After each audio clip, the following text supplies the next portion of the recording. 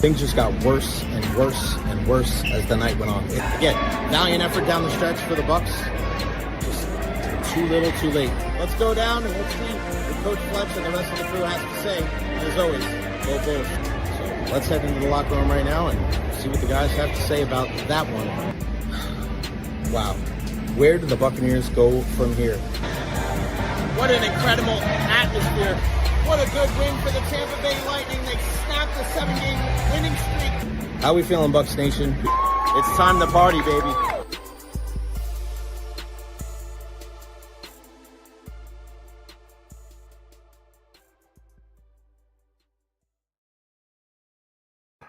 What is going on, everybody? Welcome to the Recher podcast. Happy July 7th, 2025. Hope everybody had a wonderful 4th of July weekend. Make sure you follow me on all social media platforms, Facebook, YouTube, Twitter, Twitch, TikTok. I am everywhere. Like and subscribe as well on YouTube. Happy Monday to Janet Best, to you and yours. We always want to hear from you. Questions, comments, concerns, leave them there at the bottom of the screen. Very interactive today on the program. It is a anniversary of sorts. On this date 4 years ago, the Tampa Bay Lightning won their third Stanley Cup, second of a back-to-back. So a really, really fond memory there. We'll talk about that a little bit later on in the show. Also on this date, 29 years ago today, Hulk Hogan turned heel and formed the NWO at WCW Bash at the Beach 1996. Do you remember that, wrestling fans out there? And if you don't, make sure you go get the book. And our pal Mark Armandi, who works for ESPN covering the Atlanta Falcons, we've had him on the show before, and now's a perfect day to be able to go get that book. I actually just bought it. So you got to go out there and get this book. Unbelievable. And the thunder is rumbling here, baby. How is the weather by you, man? It is wild over here by me. I'm going to make sure that I put the proper link. So if you guys want to go get this book, you can go get it. Say hello to the bad guys, how professional wrestling's new world order changed America. And if you guys remember the NWO, I'm going to put the link right here in the stream. Boom. There you go. Here's the link. You can click on it in the stream. That's how you can go get that book. Again, the NWO, buddy. Say hello to the bad guys, how professional wrestling's new world order changed America. If you haven't seen the book yet, you got to go check it out. There it is right there. Boom. Amazon, $25-$26. Can't beat it. You can get it on your Kindle as well. Say hello to the bad guys, how professional wrestling's new world order changed America. Hulk Hogan, Kevin Nash, and the late great Scott Hall on the cover right there. Mark Armandi goes. So we always want to support our friends here, just like we support our friends right here. Other way. Honest Hammer Custom Builders LLC, 813-244-0956. Just scan that. I always go the wrong way here. Scan the QR code right there. You got any residential or commercial needs. We know our guy Hammer, a big Tampa Bay sports fan. So get on out there and support him just like you support me right here on the show. Shout out to everybody, including our guy Carl Giovinco and Jack and the entire crew. Hit Factory plays at East Cobb today at 7:40. 1-0 so far in the Atlanta National 16 and under WWBA. Happy birthday, Ringo Starr. Yeah, any questions, comments, concerns, feel free to put them there at the bottom of the screen. Plenty to get into today, including Kevin Nash was in The Punisher. Yes, he was also Shredder in the Teenage Mutant Ninja Turtle movie as well. Never, ever forget that. But the NWO, incredible mark that they left on pop culture. Ian Beckles is going to join us at 12:30 today. We'll talk about top Buccaneers of all time. Not top Buccaneers of all time. The top 3 Buccaneers right now. Who would you say are the top 3 Buccaneers right now? I think Tristan Wirfs would have to be one of them, but who else makes that list? We'll discuss with Big Beck at 12:30. At 1 o'clock, Doug Waechter joins us on the program.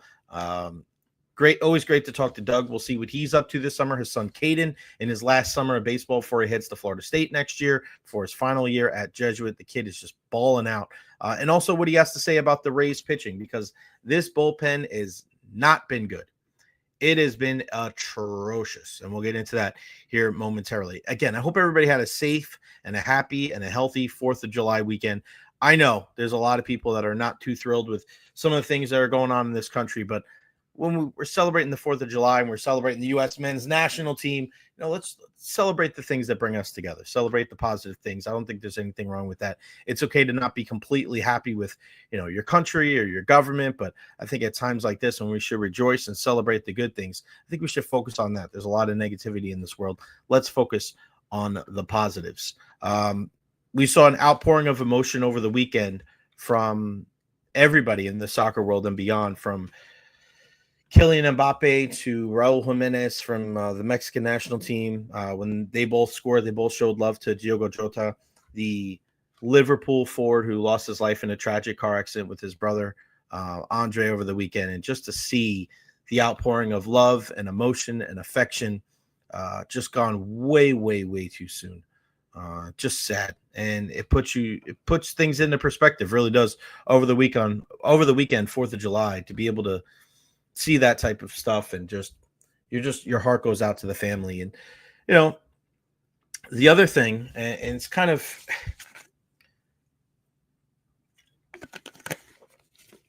excuse me, Christopher Cole, thank you. Prayers for Texas as well, the flooding, to see how much that water raised in such a short amount of time. And it hits home to us here in the Tampa Bay area because we deal with the flooding, we deal with the rain.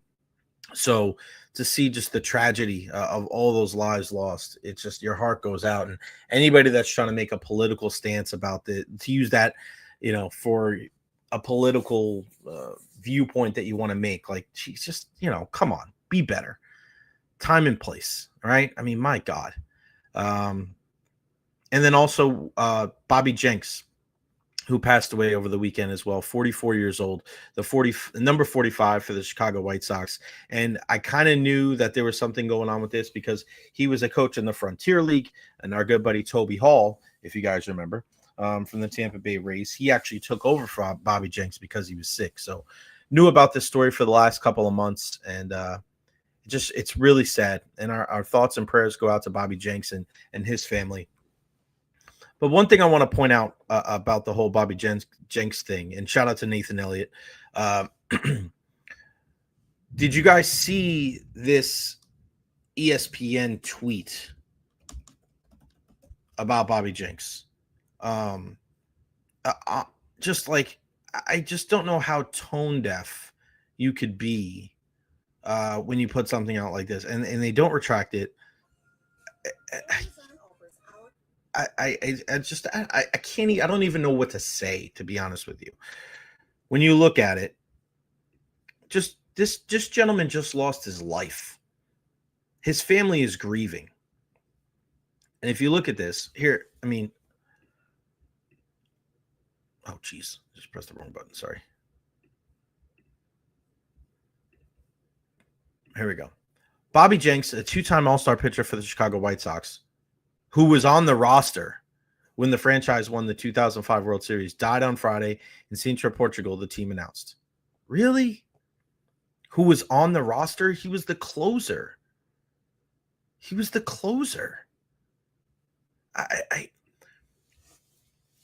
I just don't get this entire thing with Bobby Jenks and ESPN. You say that he was on the roster? He was not just on the team. He was a huge part of the team. He was the closer. I don't know what has gotten into ESPN over the years, but ESPN used to be the standard bearer, and it used to be kind of what everybody in sports media aspired to be. It's a place that you aspire to work at. I remember when I was a kid, I wanted to be a broadcaster on ESPN, but they just constantly do things like this where they put their foot in their mouth, or they don't put the best account of themselves, when they're talking about sports. When you make a post like this, you are so out of touch with reality, and you are so it's a joke. What has happened to ESPN? When you turn on the TV now, when you're watching ESPN, all you're getting is people yelling at each other. You're getting these opinion shows where people are just pulling thing out of their pulling They're just pulling stuff out of their ass to make viral moments. They're trying to get everything to clip them down, to make reels and, just to say things that they don't really believe, but they're trying to garner attention and to say things to get people to argue back and forth. Like, is that why we tune into sports? I rarely tune into ESPN when it comes to opinion shows, when it comes to anything that isn't an actual game. Give me Wimbledon, give me hockey, give me baseball, give me basketball, give me football, give me soccer, give me anything. But ESPN has turned into a joke. A member of the team, he was on the roster. How inhumane can you be? It's truly disappointing, because that's what sports media is turning into. Sports media is turning into, like, let's not have any type of humanity whatsoever. Let's just churn out information. Let's churn out these meaningless, baseless rants that people have. It's sad. It really is sad to see how far ESPN has fallen. And there's a lot of people like Christopher Cole. ESPN's a joke these days. It is. And it's not just them. You see it on Fox Sports 1 as well. It's the same shit over and over and over. It's sickening. Nobody wants to deal with that. Nobody wants to deal with all that stuff. And when you see a post like that, you're just, I'm good. I'm good. No thanks. Am I surprised? No, I'm not surprised at all. Some good and bad for the Tampa Bay Rays this weekend. And of course, when it comes to the Rays, ESPN will barely talk about them, even though they're one of the better teams. They have been one of the better teams the last month or so. There was some good. There was some bad. Well, where do you want to start with? The good? The good is they came away with a win in Game 3 of that series against the Minnesota Twins after getting walked off in the first two. The good is seeing guys like Jonathan Aranda and Brandon Lau make the All-Star game, which is great to see. I'm glad that they got two guys, because I know I wasn't the only person out there that thought that they were only going to get one.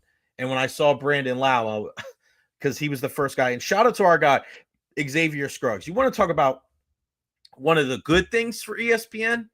One of the best things? I don't think it's an opinion. I think it's fact. Our guy Xavier Scruggs is number one. No BS, no ulterior motives, no opinions just to talk shit about players because you're a guy that's not in the league anymore. Like, why? I don't understand why. It doesn't seem like there's many baseball players that do that. But for basketball and football, there's just a bunch of old, there is like that in baseball too, now that I think about it. But at least on TV, for that aspect of it. We don't see it as much on ESPN last night. Or ESPN, because the guys like Xavier Scruggs are on there, right? I don't see it from a guy like Jake Peavy, who I was watching the other day on MLB Network, and I thought he did a fantastic job. Like, I don't want to hear guys, like, it's great to have former professional athletes on TV to give us that experience that we don't know, because majority of us did not play at the highest level, right? But if you're just going to go and use that platform to bitch and moan and blah, blah, blah, blah, blah, like, nobody wants to hear that shit. I don't want to hear that. We watch sports to get entertained. We watch sports for an escape from reality, to enjoy it, right? That's what we're watching. That's why we tune into the U.S. men's national team. That's why we stay up late and watch UFC fights. That's why we get up early to watch soccer, right? That's why we stay up late on a work night on Thursday night to watch our teams play Thursday night football. We enjoy it. We watch it to enjoy it. We don't want to sit there and hear people bitching and moaning about why, they don't like the product. Keep that shit to yourself. I don't want to hear that. Give me true analysis of the game. Break that shit down in a way that we don't know because we haven't been there. Don't use your platform to sit there and bitch and moan about how bad the sports are. Then don't do it. Then don't talk about it. Shit. If I hated sports that much, you damn sure know I wouldn't be doing this freaking podcast. If I just came on the show every single day and bitched and moaned and complained about every single thing that was going on, who the hell wants to watch that? Not I. Shout out to Xavier Scruggs. He did a fantastic job during the All-Star selection show last night. When I saw Brandon Lau get selected, I was thinking Aranda got screwed. But nope, Lau made it. Aranda made it. So a really, really good sign for the Tampa Bay Rays. Not so great. Bad side. Brandon Lau leaving the game yesterday with some discomfort on his side. That can't be good. And I mentioned this last week when we were talking about Brandon Lau. relatively healthy this year. I don't even have to say relatively healthy this year up until yesterday. And a guy that was been one of the more productive, if not the most productive offensive second baseman at the very least in the American League, and awarded with the second All-Star game selection. And now, is he going to play in that game? I don't know. Mark Topkin just letting us know that Mason Montgomery sent down. Mason Englert called up from Durham. And we'll go right into the negativity. And people want to talk about this bullpen and all these different things of, oh, this team and this team, what the strengths are for the Tampa Bay Rays. Listen, your hope is that the pitching and the defense is a positive for the Tampa Bay Rays. You're hoping that. But hope, it's the hope that kills you. That's what the goal is. But I said this last week, and nobody wants to say the quiet part out loud, but it's the hitting that's been carrying this team, not the pitching. And when you look at some of these guys, I want to focus on these four relievers. Edwin Uceta, first off, this is a guy who was fantastic last year for the Rays. Such a pleasant surprise. 2-0 with a 1.51 ERA in 30 games. You thought he was going to be a big part of this bullpen this year. He's 5-1. Don't get me wrong. But just look at the last 7 games. Edwin Uceta is he's thrown 7 2/3 innings in his last 7 games. He's given up 10 hits, 8 earned runs. He's walked 2. He struck out 17, so that's good. But his ERA is 9.39. 9.39? That doesn't even seem right. His whip is 1.57. You guys know. So that's a walk or a hit per innings pitch. So 1.5. Not good. You can't win. If he's one of your guys in your quote-unquote A bullpen, you can't win like that. Mason Montgomery, a guy that just got sent down. Everybody tells me how great his fastball is. That's great. That's fine. But in your last 15 games, you're 1-1 with a 7.36 ERA, and your whip is over 2. You know how rare it is to see a guy that has a whip over 2? And it's 2.18. So that means every single time Mason Montgomery is going into the game, 2 guys are getting on base. So it's like automatically a guy is going to be in scoring position when he enters the game. Woof. So bad. So bad. Oh, wait. It doesn't stop there. Let's go to Garrett Clevenger. He's another guy. In his last 15 games, he's 0-4 with a 4.15 ERA with a whip of 1.23, 11 hits and 5 walks in 13 innings pitched. You can't be successful if you're the Tampa Bay Rays, if these guys are constantly pitching as bad as they have. Kevin Kelly's another guy in his last 7 games, 6 1/3. He's 0-1 with a 5.68 ERA, 9 hits, 4 runs. His whip is 1.58. You got to stop telling me that this is a strength of the team, because it's not. It's not. They have to figure this out quickly, because when you look at this division, it went from the Yankees are so far ahead to, wow, the Rays are knocking at the door. They're a half game out. They're a game out. Everybody was talking shit about the Yankees. And all of a sudden, there goes the Toronto Blue Jays. The Toronto Blue Jays just blow right past everybody. And here comes the Rays going, oh, well, we thought we were playing well. We thought we were doing good. No, you're not. And you're swinging the bat a little bit. You are coming off of a win yesterday. You have a huge test going against arguably the best team in baseball in Detroit against the Tigers. And this is what I do love about the Tampa Bay Rays is they do show up in situations like this where it's like, all right, backs against the wall. Where are you at? But they're 4-6 in their last 10 games. Not good enough. Not good enough at all. And for people, again, telling me all about this bullpen, if you're a team that prides itself on pitching and defense, give me the bullpen, right? Give me the bullpen. These are the guys that are supposed to be, the best players for us. I'll pull up the stats right here. I just had it knocked off. All right, here we go. Relievers. The Tampa Bay Rays relievers, when it comes to ERA, where are they at? They're 14th, 3.84. Where's the whip at? 1.28, 14th. This is a middle of the road bullpen. That's it. Now, you could not like what you've seen from Kevin Cash when it comes to his decision-making on whether to go to the pen or not. I don't know if that's something that Rays fans will ever get on board with, because there's things that the computers say that you just don't agree with the eye, right? With the naked eye. A longtime baseball fan, you're looking at that stuff like, yeah, there's still fans out there that don't agree with the whole Blake Snell thing. When I watch this Rays bullpen, I don't get comfortable when those guys come into the game. Even Pete Fairbanks, sometimes you're like, oh, it's a little bit of a high wire act. But listen, I feel like he is going to be able to do the job. But what are your thoughts on this Rays bullpen? Questions, comments, concerns? Feel free to join in on the conversation. Here's the link right there. Shout out. Nick wants to know, has there ever been a 62? How about Shane McClanahan? He wore 62. I don't know if he was in the All-Star game when that was the when he wore it. We have to look that up in LA. Again, here's the link. So feel free. Your thoughts, your questions, your comments, your concerns when it comes to the Tampa Bay Rays. The bullpen's got to be fixed. Now, you call it Mason Englert.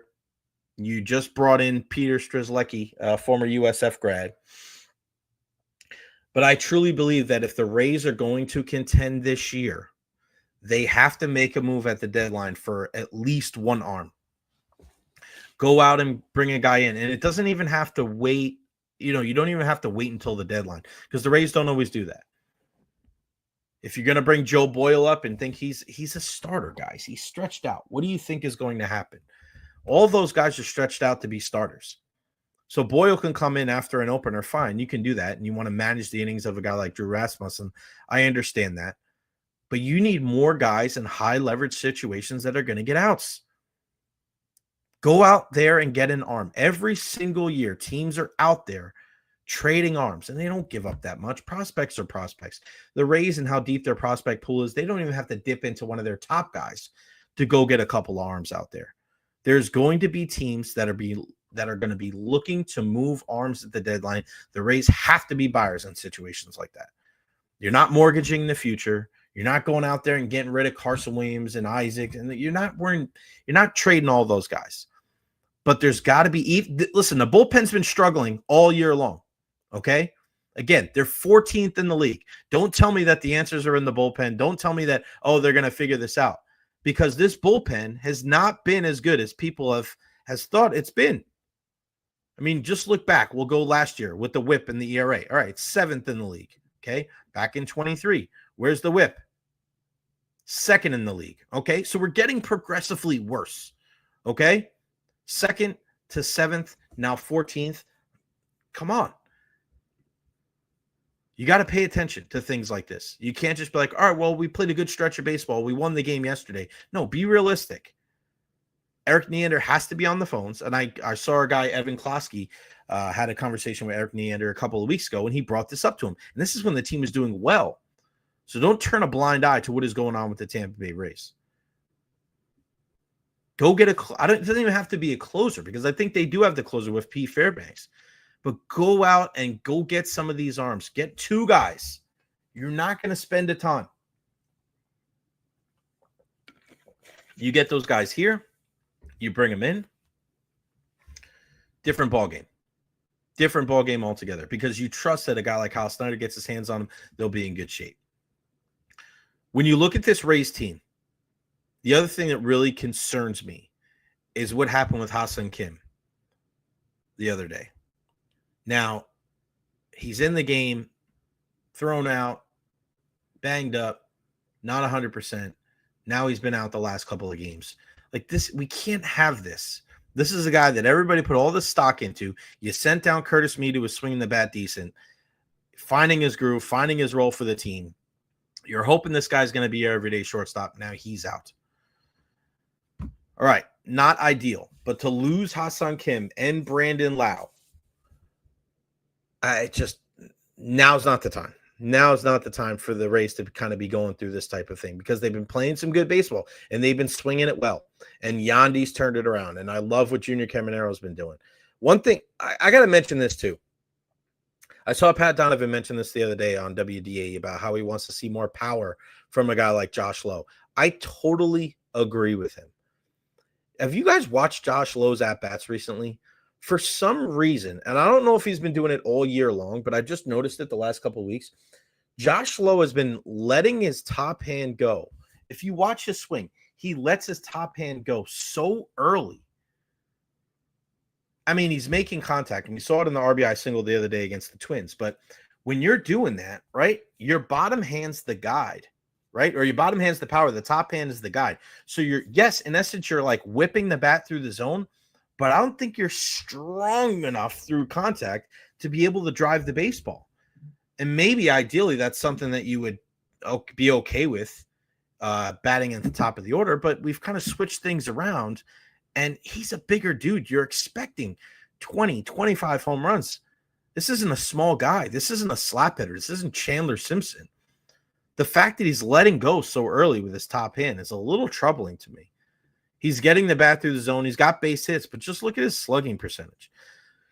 How many doubles is he hitting? How many triples? How many home runs?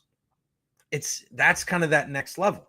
Everybody tells me, oh, with Josh Lowe is healthy, you're going to get a guy that can hit 30 home runs and drive in 100 RBIs. Okay, well, let's see it. He's healthy now. Love the athlete, but I want to see the guy drive the baseball a little bit more. Let's just look at what we've seen from him here. Josh Lowski. Last 7 games, 259 average, 1 home run, 7 hits, 2 home runs in his last 15 games, batting .327. So that's good. It's got 18 hits, but just a shit ton of singles. The slugging is only .509, which isn't great. Because when you look at the last couple of years, I guess the slugging wasn't that high either. He's not a guy that hits a ton of home runs. I wonder if that's kind of the balance if you're Josh Lowe, right? You only have 6 home runs this year and 168 at-bats. I guess that's not terrible, but not great either. OPS of 770. I just think you would want more from this guy. Middle of the lineup, a guy to be. Can he carry your lineup for 2 weeks? I don't know. I don't know if he can. Yandy Diaz looks totally back to form. And, you know, it's so funny. Yesterday, you get into the 10th inning, and you're looking to just hit behind the runners, move that guy from second to third, and here comes Yandy, hitting the ball to right center field, gets a double. Jose Caballero gets the bunt down. They throw it away. He goes to third. And those are just talking about all the things that don't necessarily go well for the Tampa Bay Rays. That right there is the key to everything. Doing the little things, keeping it simple, just playing the game the right way. I watched the Yankees and Mets, watching both those series, watching the Rays and Twins and watching the Yankees and Mets this weekend. And it's almost impossible for the Yankees to do the right thing. If they win because they bludgeon you to death with home runs, like you saw yesterday. Austin Wells with a home run and Aaron Judge with the home run.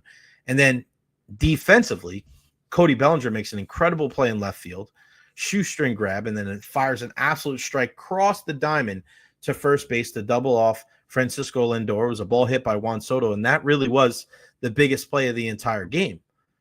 But the Rays do that on a routine basis. They make good plays defensively, whether it's in the infield, whether it's the outfield. That type of thing never takes the night off. It can't. You have to play solid defense all night long. You have to run the bases correctly. You have to at least put the ball in play. It may not be your day. That's fine. But you got to be able to hit behind the runners. You got to be able to get bunts down. It's the fundamentals. It's doing the little things. And that's just baseball. It's like that everywhere, right? It's like that in every sport. Do the little things. Play the game the right way.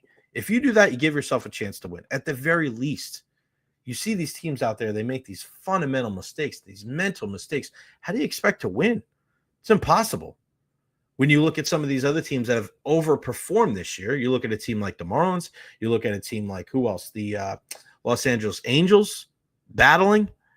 I mean, why? They're doing the little things. They're playing the game the right way. Do they have as much talent as everybody else? No. Are they going to be able to get to the postseason and maybe go all the way? No. But give yourself a chance. And when you have teams that are supremely talented, like the Yankees, and they don't even do the little things and they win just because they're more talented, that's fine. You may win certain games, but when you're playing the top tier teams, you're going to get found out. That's what happened in New York against the Mets this weekend, and that's what happened in the World Series last year against the Dodgers. All right, let's bring him in. Our good buddy. He joins us every Monday at 12:30. He led the 1994 Tampa Bay Buccaneers in fumble recoveries, a stat that he just found out this time yesterday. How does it feel, Beck, to know that you are a single season leader of a category for our Tampa Bay Buccaneers? I feel completed, to be honest with you, Jay. I thought, my career was all for naught. And if the fact that I led an NFL team in something 1 year, I could die now. I think I'm going to put that on my headstone. I love that. I was thinking about this. I was going to have this conversation. I was just going to talk about it on the show, but I figured let's have it with you. Who are the 3 top Buccaneers right now on the team? 3 top Buccaneers. If I say who are the 3 best players on the Bucs right now? I think you and I agree that Tristan Wirfs is probably number 1. Let's not debate that. That's not debate. That's why I said. So who's 2 and 3? That's the question. You're talking about longevity. You're talking about career. You're just talking about right now. I'm not accolades. Not accolades. We're not talking about Mike Evans and Levante, how long they played, Ring of Honor. I'm talking about right now, at this very moment. Who are the top 3 players on the Tampa Bay Buccaneers? We're gonna go with Baker Mayfield is number 2. Okay. And I'm going with Vita Vea number 3. Really? Yep. And my criteria is if they're out there, who would want them? Right. And if Vita Vea is a free agent, you don't see that. You just don't see the 350-pounder that disrupts insides. And I just finished doing my In the Trenches podcast, and I asked for more for Vita Vea, but he still does a lot. But we still need more. And as far as Baker Mayfield goes, listen, I'm not a homer, Jay, by any means. When he got here, I'm like, You were out on Baker early in his career. Well, I wasn't out on him. This is what I would say. Why would you think he's good? What has he done? Right. And then I watched him play. I'm like, okay. And then the second year, I'm like, well, okay, now, wait a minute now. That's the dude. That's the dude. So I don't say that for nothing. You got to prove it to me. And Baker Mayfield's proved to me that he can play. And it's not up for debate anymore. It's not a debate whether Baker Mayfield's a good quarterback. The last 2 years, he's been fantastic. And listen, Tristan Wirfs, whatever. If he's out in a free agent, he makes $90 million. I'll give him $90 million. I heard somebody talking about it, and he might be the best lineman in the NFL right now. He might be. I don't think might be. I think he is. All right. So let me give you some names. So Antoine Winfield Jr., Levante David, too old. Mike Evans, too old. Hassan Reddick, unproven from last year. I mean, once again, I'm not dogging Mike Evans, but if Mike Evans was out in the free agent market, not everybody's coming after Mike Evans and his old ass. You know what I mean? It's unfortunate, but it's real. Levante David is a borderline Hall of Fame football player, but he has liabilities. He does. He's not the best cover linebacker. So I'm just talking about your worth outside this team. Right. Inside the team, Levante David is priceless. But if you go outside the team, it's going to be a little different. Yeah, we're just talking about talent right now. Yeah. So Baker Mayfield comes right after Tristan Wirfs. Think about that. If I would have told you that when Baker started with this team, that he was going to be as valuable as he is right now, right? If we have this conversation in 2023 and I say, Beck, in 2025, before the season starts, we are going to talk about how valuable Baker Mayfield is. He's a top 10 quarterback, and we spoke about this on the Beckles and Recher podcast. If you miss it every Wednesday, Ian and I are talking over at the Dignitary Cafe. But you and I spoke about this. Baker's a top 7, top 8 quarterback right now. He may be one of the biggest, and Brady's always going to be the biggest free agent signing, but you want to talk about biggest surprise. Like, he's up with there with Marty, right? As far as most surprising free agent signing, probably in Tampa Bay sports history. Well, I mean, what's crazy is I don't know if I would have believed you, but Baker Mayfield, to me, suits this team. Like, if you said, go out and grab any other quarterback, I don't know if there's 5 quarterbacks I'll go grab. I could think of a few, but if you say Baker Mayfield or Justin Herbert, I go Justin Herbert. And everybody gasses up Justin Herbert. If you even say Baker Mayfield or Jalen Hurts, I'm not sure I keep if I don't keep Baker Mayfield. Because I just think he would suit this offense better than Jalen Hurts would. I'm not saying he's a better quarterback. I'm saying for this organization right now, there's not many picks right now at quarterback that are better than Baker Mayfield for me. Yeah, no doubt about it. And I think everything that goes with it too, right? The offensive line, the running game, just this offense seems to be, we always talk about, like, you look at this team and how proud you are to be a Buccaneers fan. I feel like when you look at this offense for the first time in a really long time, you're looking at just how are they going to beat you, right? And is this the most complete offense that we've had? Because even back in the day, right, you look at Brad Johnson, what he was able to do, and Tom Brady and what he was able to do, right? The two Super Bowl winning quarterbacks. Brad was kind of keeping things on the track, made some nice plays, but I don't know. It was the defense that carried the water. We all know that. And then with Tom, as great as Tom was and great as Leonard Fournette was, it wasn't exactly like they were just like dominating and running the football like we saw from last year. This could be one of the more complete offenses we've seen in Buccaneers history. I think potentially it could be. Mm-hmm. But if you want to compare it to a Brady offense, that wasn't potentially shit. That was it. Okay. Like Gronk, Kate Otten's not Gronk. Okay. Yeah. And Mike Evans at his juncture is not a young Mike Evans. Okay. Chris Godwin is not a young Chris Godwin. Then we bring in the young kid, and offensive line wise, I'm going to say this. I think this is the best offensive line the Bucs ever had. Now that way, I think the Bucs are better. But the rest of it, I can't do it. I don't know if the play caller is anywhere close to Bruce Arians. Right. There's a lot of question marks out there. Not saying they can't be crazy explosive. Bucky Irvin, we don't know what he is. All we did is we saw half of a great season, which we saw with a lot of Buccaneer running backs, but there's not a lot of Buccaneer running backs that have 3 great seasons. So let's see if this kid can fall into the role of an everyday running back before we exalt him anything, because they're anointing him a lot of things already, and he ain't caught a lot of licks yet, man. That running back, you got to catch licks before I think you're anything. So what's your biggest hesitation for this Buccaneer offense going into 2025? Is it the play caller or the running back? What do you think? Or the health of the wide receivers too, because that's another thing. Chris Godwin's banged up. We don't know what his status is like going forward. Jalen McMillan, Emeka Egbuka, you have a second year and a first year guy to go with Mike Evans. We know there's another year on the tires for Mike Evans. What concerns you the most about the offense? Well, everybody you brought up has a question mark on him for me.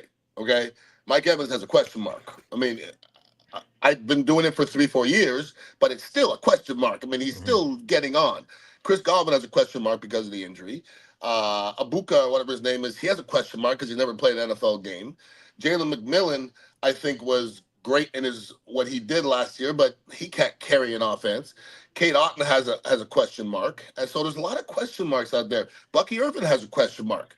Like, Rashad doesn't have a question mark. Like back in the day, those running backs didn't have question marks. We knew what they were. We don't know what these guys are. That could be good too, Jay. Mm-hmm. That could be good too, because we don't know what Bucky Irvin is. He can be a 2,000-yard rusher. That's a possibility, but we just haven't seen it yet.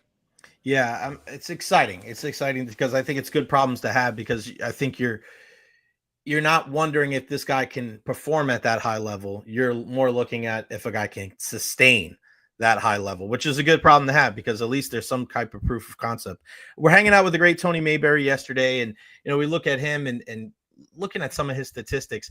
We got to continue to fight the good fight to try to get Tony Mayberry in the Ring of Honor. Why do you think that he's not in there after 3 Pro Bowls and being in there for, playing as many games as he did for this team, playing as many snaps as he did for this team? Politics and it's not sexy. Yeah. He wasn't really part of that winning era, although he definitely got it jump started. Listen, I pretty much played in obscurity. I mean, nobody knew anything going on because we didn't win. No, we weren't on television. Nobody was watching us, okay? So a lot of what Tony Mayberry did, a lot what Ian Beckles did, a lot of the beginning of what Paul Gruber did, nobody really watched, okay? Nobody really appreciated it. Paul got a lot more appreciation than Tony did because Paul came in as a first rounder. You know, Tony came in as a fourth rounder. He didn't have all the fanfare. You know, if you put Tony's film against Paul's film, I would. Tony's holding his own, and he went to more Pro Bowls. So there's got to be a criteria of the Ring of Honor, and Tony definitely hits all the criteria. And I've hit Brian Ford up. I go, hey, can you explain to me why Tony Mayberry's not in the Ring of Honor? And he didn't even answer me. So, you know, I guess it's not a sexy enough pick. Who else do you look at and thinks that they have earned the right? Because, you know, I don't like the word deserve, but yeah, who else do you think has earned the right to be in the Buccaneers Ring of Honor, because you've known the history of this team for so long? Anybody who I thought maybe it was slight. I mean, I think Simeon Rice will get in eventually. This year. Yeah. Martin Gramatica, I think, should be in. Right. You know, if you talk about, you know, the lore of the Buccaneers, I don't think you can talk on the Buccaneers without Martin Gramatica being mentioned. So I would definitely say Martin. And other than that, yeah, I mean, that's about it. Yeah, I mean, you look at the franchise, and it'll be interesting to see the top 50 Buccaneer list that comes out, because, you know, once you get past a certain, you start looking back, and some of these years when those records, a lot of 5-11s, man, a lot of 6-10s. I saw you posted a video yesterday of you cleaning the clock of one Bill Romanowski. Tell us about that video. Yeah, that was somebody asked me what was a highlight of my career. That was one of the highlights of my career. That was the Philadelphia game. The for who, for what game? You remember that when Ricky Waters short-armed that ball? And somebody said, why didn't you lay up for the ball? And he said, for who, for what? Well, that was that game. And we trounced Philadelphia. And we were on the sideline, and we were up in the game. And Sam White, and this was his first year, I believe. Sam White said, anybody have a play? No, it's his second year. Anybody have a play? I said, run 16 tag. I'm going to get a block. No, let's run it. And he says, all right, I'm watching you. So now I'm on the field thinking, my head coach is watching me. All right. So I brought the lunch pail, all of it. I brought it all from underneath, from the sole. And I got Romo right under his chin, and he wasn't ready for all that ass coming at him, and kind of popped him up a little bit. And I played in the NFL for quite a few years. You don't get hits on linebackers like that. You don't get too many, huh? Nah, you don't hit linebackers on their back too. I did it a few times. I did it more than most, but you just don't see a lot of linemen uncoiling on linebackers like that.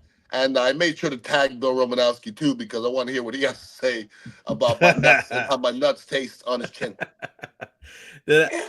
So would you say that's your best block in your career?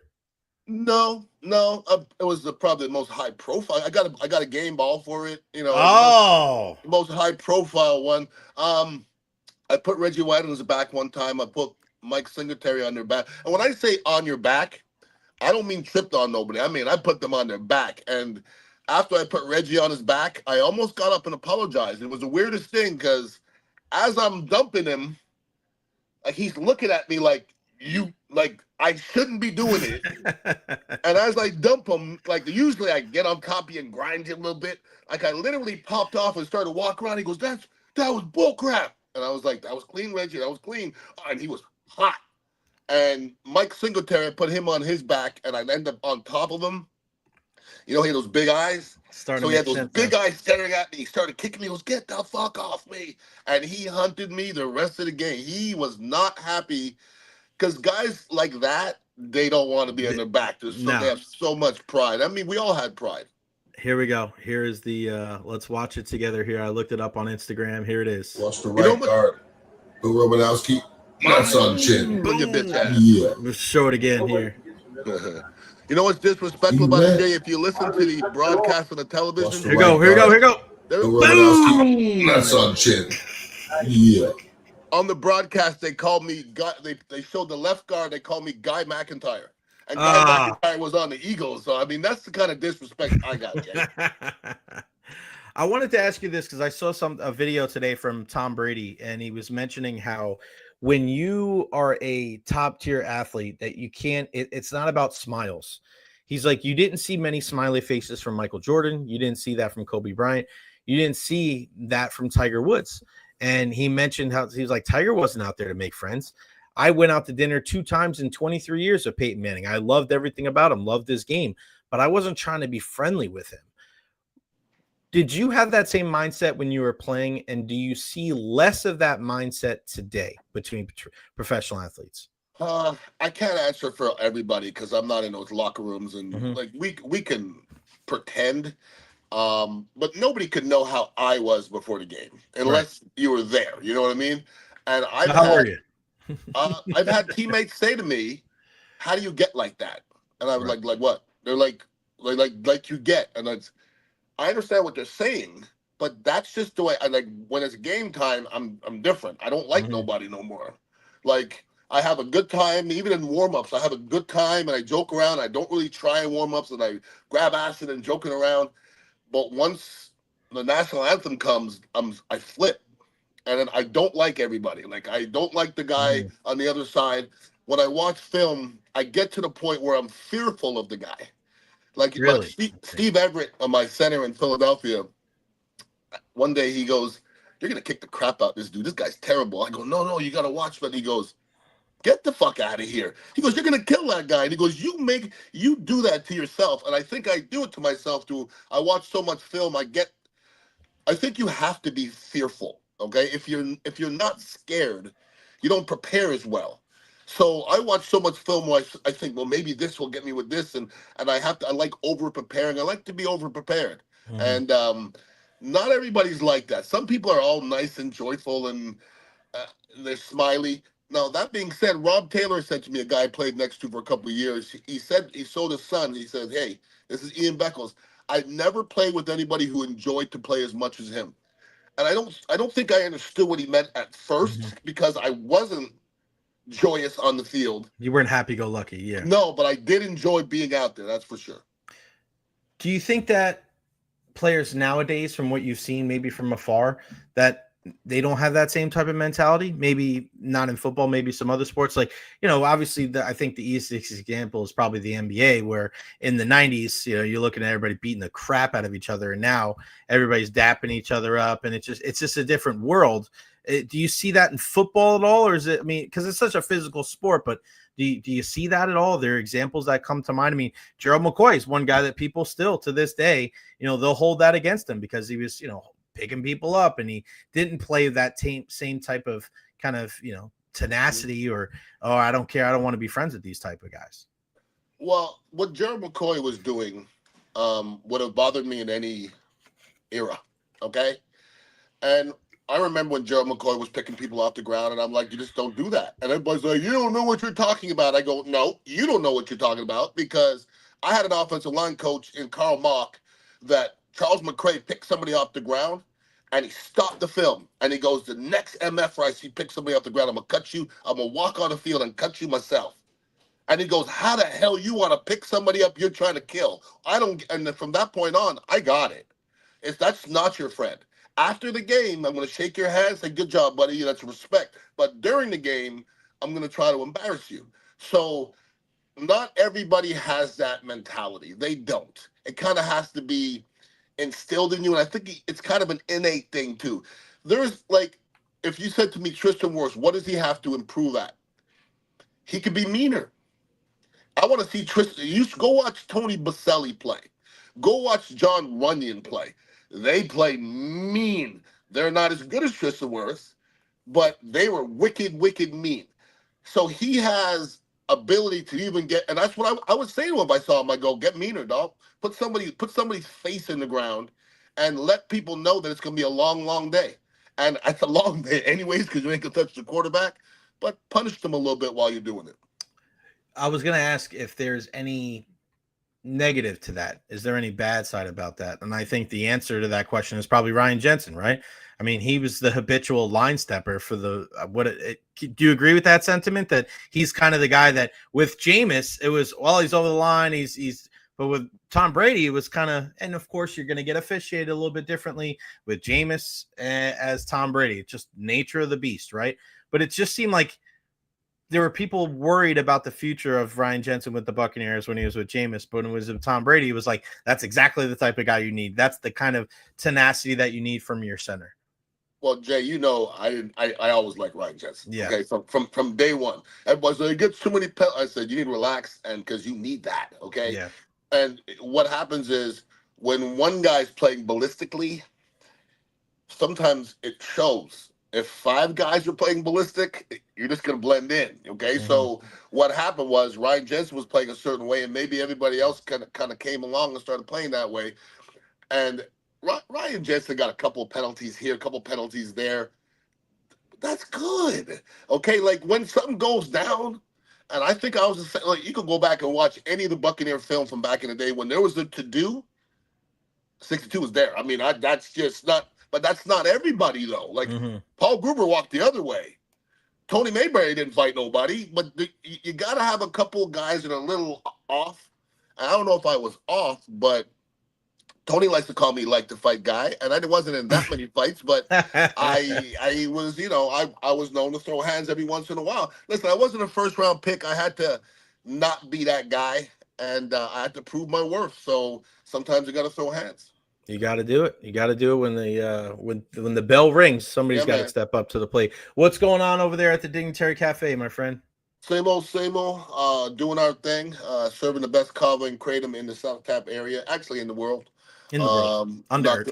Not to brag. And our girl Sandy will be back Friday and Saturday and Sunday. Nice. And football season is right around the corner. So if you're looking for a cool place to watch football with some cool people, Sandy's going to be here with her food, and it's going to be the place to watch it. If you're into the 420, we're 420 friendly back here as where we're sitting. That's right. So make sure you go check it out. 4817 Southwest Shore Boulevard, Kava, Kratom.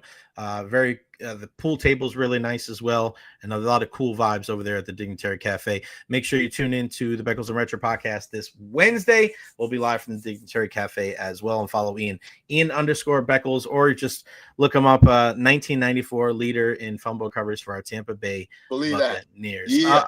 Are you going to any Buccaneer practices? Nathan wants to know. I'm going to answer that question. Hell to the no. Too hot. That's not true. I don't know. Jay, you know me. If it's hot. Jay, it's hot for me. No, but if you can help, because I swear to God, Jay, I'm not in the loop. Like, I don't know when the practices are. So nobody texts me, nobody emails me. So if you can let me know, like, say, hey, I'm going this day, I'll come hang out with you. But like, I don't get invited to stuff, dog. I'm that guy. You know what I mean? They don't want no part of you there, huh? Well, Tony gets invited to everything. I'm a good guy. He's a decent guy. Go check him out. Tony's a company man. Him, Mark Rose too. They're both companies.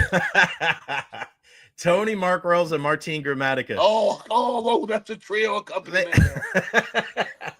All right, Beck. I appreciate you, buddy. Let's see you Wednesday. All right, Playboy. All right, man. That's so great. Unbelievable. Just a good time always with Ian here on the podcast. Yeah, I mean, anytime you see Tony and Royals and Martin at the game, I was like, where's Ian? Where's Ian at? He's around somewhere. He's around. We got to get him out there. It is hot out there. He says that now. That, oh, yeah, I'll go if I'll get invited. But it's freaking hot, those practices. I was just having this conversation with somebody the other day. They were asking me about Bucks practice, and I was telling them, like there's no like surprise when training camp comes about, right? Oh, it's hot. Like we get it. When you go to training camp, you just get it. Like that's just the way it goes. And we are going to be at training camp again this year. So it'll be the rush, just like it was when I was working at DA. I'll be there from 8:30 to 10:30, get some interviews, get some stuff, blah, blah, blah, and race back here at 11 o'clock and be live every day right here on the Jay Recher podcast. Cannot wait for training camp. It's always very fun. And listen, the Bucks are great. The Bucks are fantastic with the accessibility and being out there, getting the interviews, being able to talk to some of the players. It's amazing. It's a really, really good time.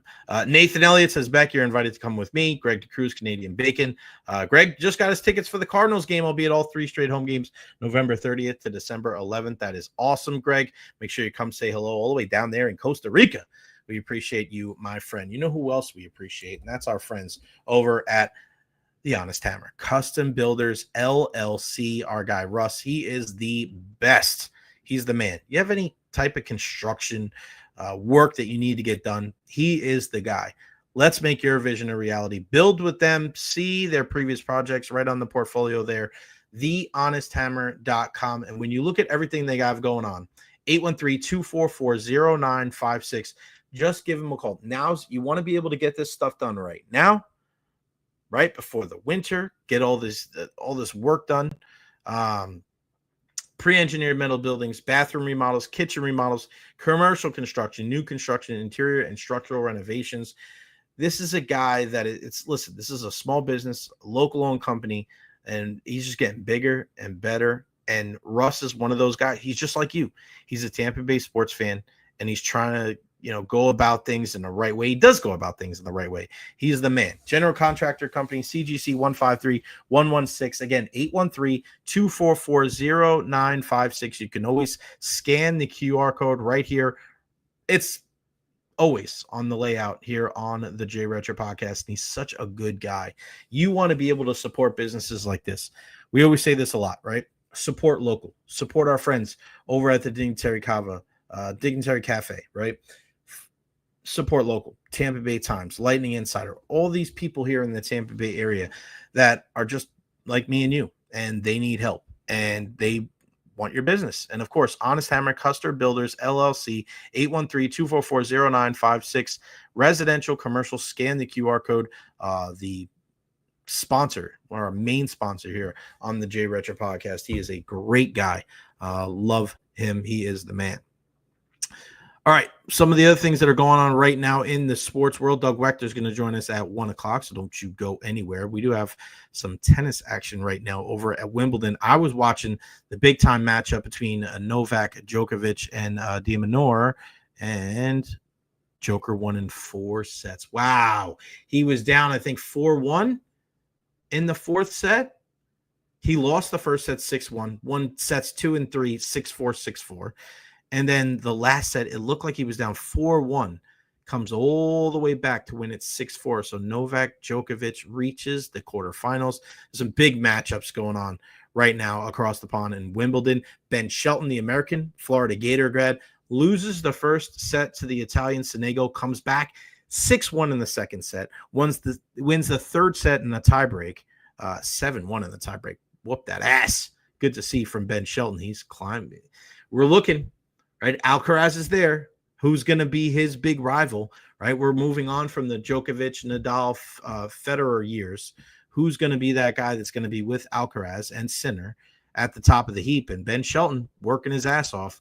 Jannik Sinner at 1:30 against Dimitrov. That's going to be a fantastic match over there on center court. So I'll be tuning into that later on today, right here on the program. But yeah, some good stuff. Make sure you follow me on all social media platforms: Facebook, YouTube, Twitter, Twitch, TikTok, Instagram. Man, some of those views have gone through the roof, including the stuff we've been talking about, the Connor McDavid trade from a couple of weeks ago. People are still commenting on that. Connor McDavid to the Tampa Bay Lightning for a package of players. It's so funny. People watch the video and they don't they just listen to what the trade would be instead of listening to the entire video. The entire reason why I made that video is because somebody was on Spit and Chicklets, one of the most popular, if not the most popular hockey podcast on the planet, and they said that Connor McDavid linked with a team that starts with a T, and it wasn't Toronto. So process of elimination, Tampa Bay Lightning. So the very next day I say, this is what a trade would look like. This is what you would have to do. Didn't say that it was going to happen. Didn't say that the Lightning should do it. I'm just saying this is where a deal would have to take place. This realm of possibility.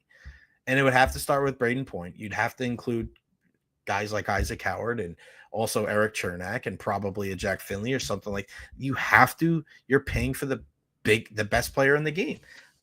You just don't see this type of thing. It's like trading for Judge, trading for Ohtani, trading for Patrick Mahomes. Sounds stupid when I mention those names, right? Moving a guy like Connor McDavid, it's a monumental shift of your entire organization. Notice I said organization because it is hockey. So you'd have to get big pieces back. And when I mentioned what the ramifications of that deal would be, again, it's so funny what people do not listen to. But I guess when you have trade speculation and you throw a trade out there, and again, I'm not one of those people that are just coming up with trade scenarios all the time. That's a lot. There were people on one side saying that's way too much. I wouldn't trade all these people if I'm the Tampa Bay Lightning. Then you look at the other side and people say that's not nearly enough. So I guess if you're getting a heavy dose of that on both sides, you know what? It's probably a decent deal. It's probably not too bad. I don't see that happening. I don't see the Tampa Bay Lightning making any type of big-time moves. Great to be able to get to prospect camp last week. At the end of the week, if you missed any of my stuff, at Jay Recher had a really good breakdown of day 3. A lot of the young guys, you're probably not going to see them anytime soon, but really, really good stuff for our Tampa Bay Lightning. All right, let's bring him in. Our good pal. You can call him Caden's dad, Doug Waechter on the program. Dougie Fresh, what's going on, buddy? How are you? I'm good, man. I'm doing great. How are you? Everything good? Everything's well, man. Just got off the horn with our good buddy Ian Beckles. He sends his best. Yeah, you guys have a good 4th? Yeah, we did. Well, honestly, I was in the studio for the weekend, so I was watching the Rays salvage one game out of Minnesota, which luckily we did. Which they had us sweating the entire time, which a little unfortunate. Thought we were going to be able to handle our business in Minnesota and potentially sweep them, but we were lucky to come away with one win there. So I was in the studio all weekend. Kids, Kristen, everybody else had a great 4th, and I actually did get to sneak home early enough to off my backyard. I can see the fireworks from downtown, so I saw some fireworks too. But I kept all my fingers, so that's there you go. Yeah, you didn't pull the JPP, that's for sure. 7.5 fingers. I just read the story over the weekend. Holy smokes! What's Caden got rest for the rest of the summer? I know this is actually my last week doing the show for 3 weeks because I'm traveling to Alabama and North Carolina, and then I'm going to see the family. What's he got left on the docket this summer? Nice, yeah, he's kind of cranking it up right now. He's already been in the summer ball swing of it. Has 3 or 4 tournaments already in. Now he's starting to get into the showcase realm, where it's a lot more probably MLB focused. So he's in Arizona. He's flying out today to Arizona with Kristen. We got some good news. He got invited to the Team USA trials, which is huge. He's really wanted to do that. So it's wild. So they have a first round, right? And then if they make it through the first round, they get sent back to North Carolina, the Cary complex. They go back for a second round of trials, and if they make it through the second round and they're selected to play for Team USA, which only I think 20-25 kids get, they're actually going to head to Japan and play in Japan. And so it's kind of a wild ride. So we got really good news that he was invited to it. That's all you can ask for. So he's excited about that. So he's got that coming up. He's got something called East Coast Pro coming up, which is I'm sure you're well aware of it. They essentially have it's really cool. It's scouts put on this showcase, and it's I don't know how many teams there are, maybe 6, 8, 10 teams, and it's all kind of MLB driven.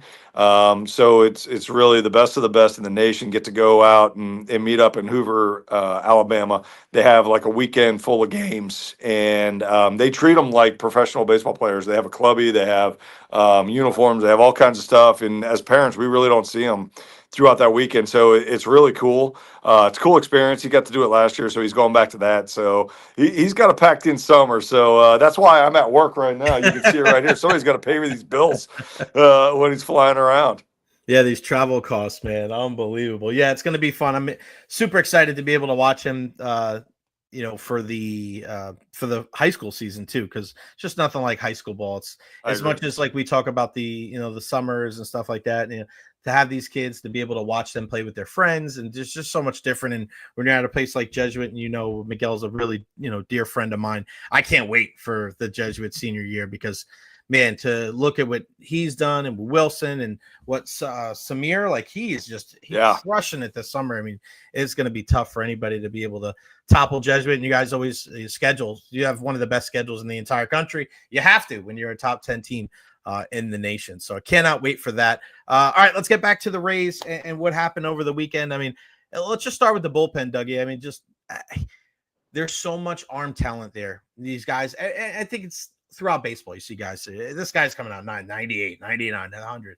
But what is it about these guys? Because especially like Mason Montgomery, this guy's throwing 100. Uceda, who was so fantastic in 30 games last year.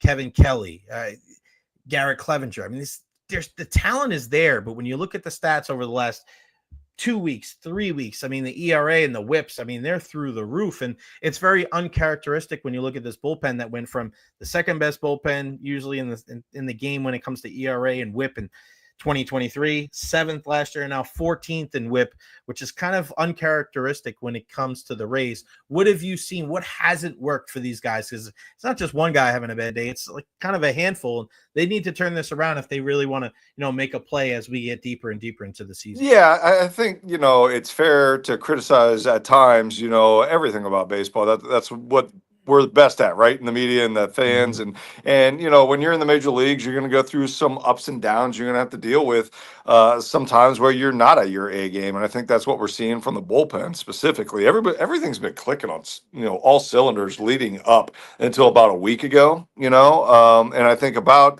that time frame, we're starting to see a few things that, I would say, again, they're not peaking right now. And I think that's Is that the bullpen. contagious, So, Doug? Is that like I wouldn't say contagious. it's hard because you understand what I'm saying. Not like right? hitting. Yeah, because they say hitting's contagious, and I wonder sometimes if bullpens are like that because they're so tight knit, right? Right. It's I don't kind of hard to think. tell. Yeah, that's a good question. I don't think it works that way, at least the bullpens that I've been a part of, because everybody has their own role in the bullpen. So I wouldn't say it's necessarily contagious in a negative way. I just think that, honestly, you see a few guys kind of slumping at the similar time frame. I mean, look, Clevenger hasn't looked as sharp over the last couple outings. Command has gotten away from him a little bit. The timing looks a little bit off his mechanics. Mason Montgomery, unfortunately, he suffered the long ball. His stuff is fantastic. Just hasn't been able to put together consecutive outings that you really be happy to see. Kevin Kelly's stuff looks a little bit flatter than it's looked in the past. He's given up the long ball. It definitely hurt him in Minnesota. So I think you're seeing guys. Honestly, you're getting to the middle of a season. This is about the time where workload can catch up to you a little bit, and it's nice timing. There's a reason there's an all-star break right in the middle of this season, right? I mean, look, it's very hard to stay at the peak of your game throughout an entire season without going through a little bit of a slump.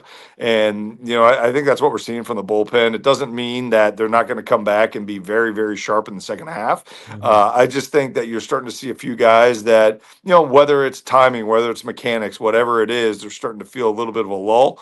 And I do think that All-Star break is perfect time for it to everybody kind of get out there, refresh after this week and hit the ground running in the second half. Because look, the bullpen's one of the biggest strengths of this team, and it has been for this franchise for the last 5-6 years, right? They wouldn't have gone to the playoffs, 5 of the last 6 years without one of the best bullpens in the league. So they're going to have to find a way to get these numbers back down. And Kyle Snyder, he's one of the best at doing that, right? He's going to identify issues with each guy. He's going to go over with them. He's going to be able to teach them, coach them back to where, he can get them out and get them at the peak of their game.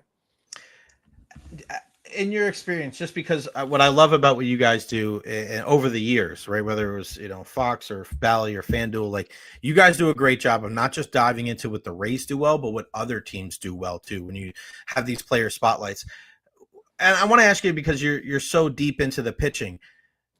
Is it like that with other teams? I feel like Kyle Snyder, and I don't mean to speak out of turn, but I feel like Kyle Snyder does such a great job of focusing on what pitches guys throw and just kind of stay with that, right? Who was it, Matt Whistler a couple years ago? And over and over and over and over. And it was just like, why mess around with anything else? This is the one that's, this is what you're getting people out with. Are other pitching coaches as drastic from your perspective over the years of just eliminating kind of the outside noise when it comes to like, we'll try this. He adds pitches like in the middle of the season. Hey, try this. Hey, let's go a little bit more changeup heavy. Don't worry about that. Shane Baz talking about the kind of the adjustments that he's making, right? Not using the slider as much, going a little bit to the cutter. Does anybody really do that as well or as much as a guy like Kyle Snyder? Because I think sometimes you don't hear much from other pitching coaches, but Kyle Snyder, he isn't just there as a guy that's like a shoulder to lean on when you're not doing well. He really fine tunes. He's almost like I almost look at him like a carpenter, man, or like a cake boss. Like this guy everything. He does such a great job. He's he's a rare bird, isn't he? I think, yeah, personally, I think he's the best in the game. I've seen a lot of really good pitching coaches, and there are a lot of really good pitching coaches out there.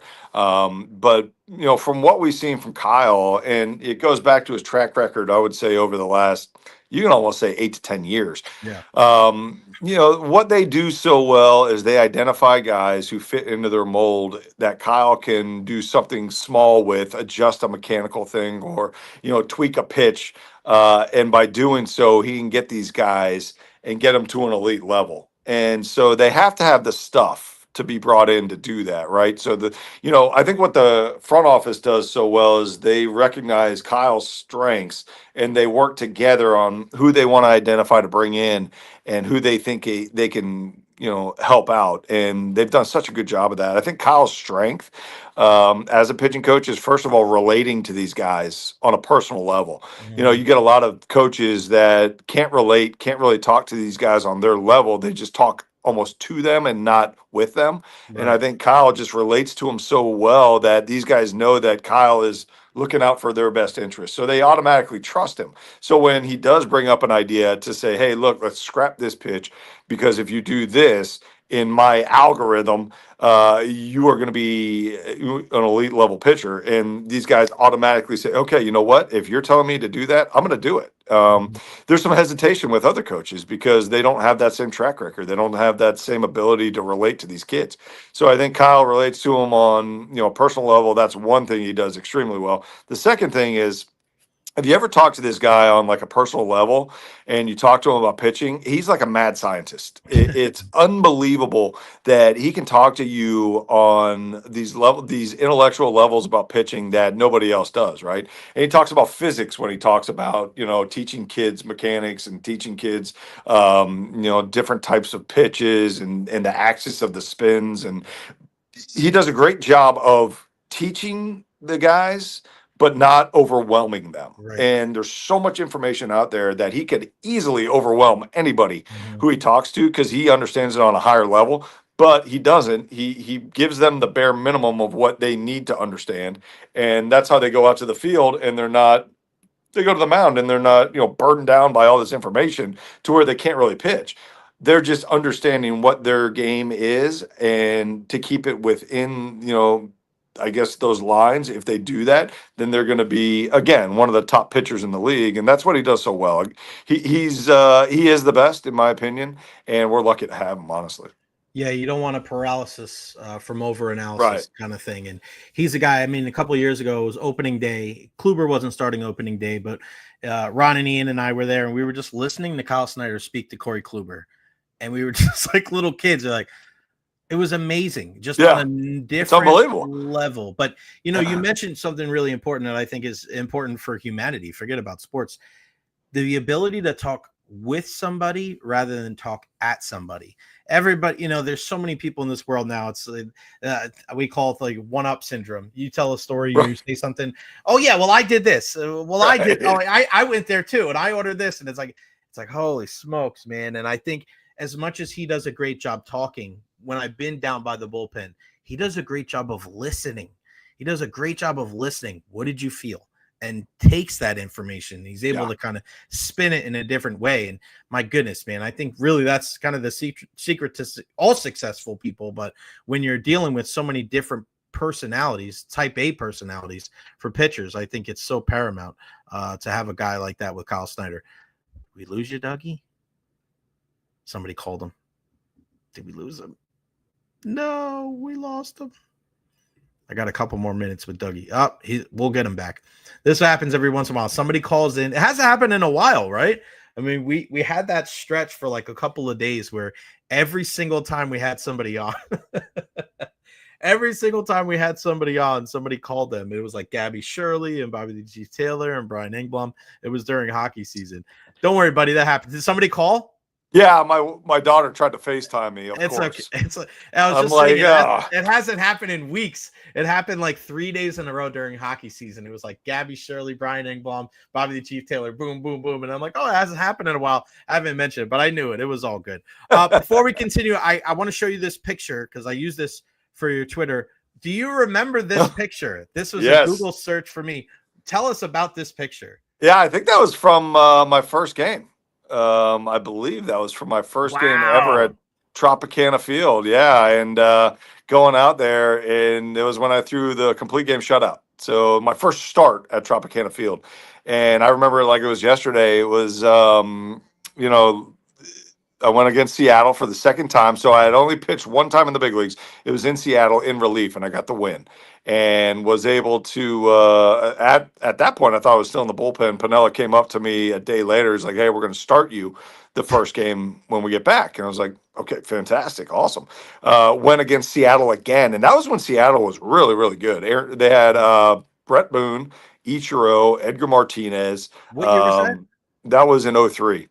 Oh man. And those guys were, they were making a run at the playoffs. So I got another crack at them. It was my mom's birthday. Ended up my first start in the Oh, big leagues through the complete game shutout. And yeah, I remember like it was yesterday, being able to walk around after that game. It was like it didn't even really occur to me what happened until honestly the next day when I got like maybe an hour of sleep. And I was like, man, I can't believe I just, threw a CG in the big leagues. who was like the first person to call you or text you or anything like that? Well, I saw everybody. Well, that was like we had flip phones back then, Yeah, I was dude. gonna It say wasn't. it It wasn't the wasn't same. like we have it now. So there was still. I think Blockbuster was still around when I was in the big leagues. All right, So hold on. Let I me give you. remember. I will Do tell you know? you Go ahead. Go ahead. right after the game, we all headed over to Ferg's, and I ran into Oh, every family nice. member, all my buddies, and we shut down Ferg's, and it was a good time, man. All right, so I'm gonna quiz you on that game. Who was your starting catcher in that game? Toby Hall. The great Toby Hall. I just Yeah, spoke to him yeah. a couple of weeks ago. You 0 for 4 was Ichiro Suzuki in that game. Yeah. Who was the opposing starting pitcher in that game? Freddie Garcia. Oh, you're all Right? Wasn't it? yeah, you gave up 2 hits in that game to the shortstop and the catcher. Who were they? Oh. The catcher should be easy. He was there forever. Oh, I don't know. Boy. I'll give you the shortstop, Ray Sanchez. He was the guy that Yeah, I would have never gotten. Sanchez got me, really? Ray Sanchez and the catcher. You remember the catcher from the? No, I don't. Who's the catcher? Danny Wilson. Danny Wilson. Yeah. Oh man, those are the two. So with that lineup, those are the guys that gave up the hits to the 8 and 9 hitters in that lineup. Ichiro, Randy Wynn, Edgar Martinez, Brett Boone, Carlos Guillen, Mike Cameron of the 4 home run, and John Mabry, who had some nice. Oh yeah. Yeah, all those studs, and Ray Sanchez, who literally was known only as a shortstop, could not hit. I know. Oh my gosh, yeah, I do remember that though. That was an awesome night. And then rest in peace, Julio Lugo was in that game. You had 3 hits from Carl Crawford and Aubrey Huff. I mean, it had to be nice to have those guys behind you. But 7-0, you beat the 81-57 Mariners on that day, and that victory for you, my friend, brought the Devil Rays record up to 54-83. Oh yeah, yep. Those were the days. So when I talk about our bullpen struggling for like a 4 or 5 day period, I think I got to remind myself that I was on a team that we barely got to 50 wins. You and Ian are the same way in that aspect of like, if anybody's like bitching and complaining about the Rays and the Bucks right now, you guys could both be like, hey, you know what we had to live through? I mean, my goodness, it's a completely different world. And now, I mean, I was so happy yesterday to see Brandon Lau get the call. You're like, oh, you're happy, but then you're like, oh, does this mean Aranda didn't get it? And then you're like, yes, Jonathan Aranda. I mean, the fact that the Rays were able to get 2 All-Stars, I mean, Dougie, it's well deserved for both of these guys. Yep. Sucks to see Brandon. Who knows how long he's going to be out dealing with that side discomfort, but I mean, it's hard to argue with Jonathan Aranda. He's been hitting over 300 pretty much all season long. Great to see both those guys get the nod. Yeah, both of them well deserving. I mean, look, you look at the ranks and where they rank with the other, guys in their respective position. Brandon Lau is first in almost everything. When you're talking about power, average speed, average runners in scoring, everything, OPS, and then Aranda is the same thing. I mean, those two guys have been absolutely dominating, and Aranda, awesome to see. So well deserving. This guy has put up some crazy numbers and been clutch throughout the entire first half. You're hoping that can sustain throughout the entire season. Those numbers are pretty incredible. The one guy I wish I would have seen in there also would be Junior Caminero. Yeah.